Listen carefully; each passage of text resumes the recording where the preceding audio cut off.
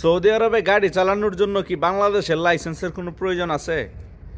আমার ভিডিওতে একটা ভাই কমেন্ট করছে যে ভাই সৌদি আরবে গাড়ি চালানোর জন্য বাংলাদেশের ড্রাইভিং লাইসেন্সের কোনো প্রয়োজন আছে কিনা। ঠিক আছে ভাই, দেখেন সৌদি আরবে যদি আপনি গাড়ি চালান, সৌদি আরবের লাইসেন্স আপনার থাকতে হবে।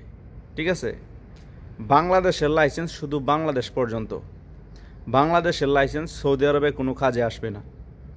আপনার বাংলাদেশের লাইসেন্স সৌদির ওরা কেউ দেখতে চাইবো না। বাংলাদেশের লাইসেন্স শুধু বাংলাদেশ পর্যন্ত। আপনার ভিসাটা যখন প্রসেসিং করব তখন আপনার বাংলাদেশের লাইসেন্সটা প্রয়োজন। ঠিক আছে, আর তাছাড়া সৌদি আরবে ড্রাইভিং ভিসায় আসার পরে আপনাকে আবার লাইসেন্স করতে হবে। ঠিক আছে, লাইসেন্স করার পরে আপনাকে গাড়ি চালাইতে দেব। আর বাংলাদেশের লাইসেন্স সৌদি আরবে কোনো কাজে আসে না, কোনো কাজে আসে না।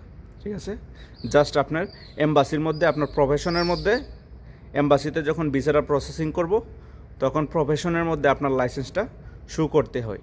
আর বিশেষ করে আপনার লাইসেন্সের অরিজিনাল কার্ড থাকতে হবে। অনলাইন কপি দেওয়া ভিসা প্রসেসিং হয় না, হবে না। আপনার লাইসেন্সের অরিজিনাল কার্ড থাকতে হবে। ওকে, ধন্যবাদ, সবাই ভালো থাকবেন। আল্লাহ হাফেজ।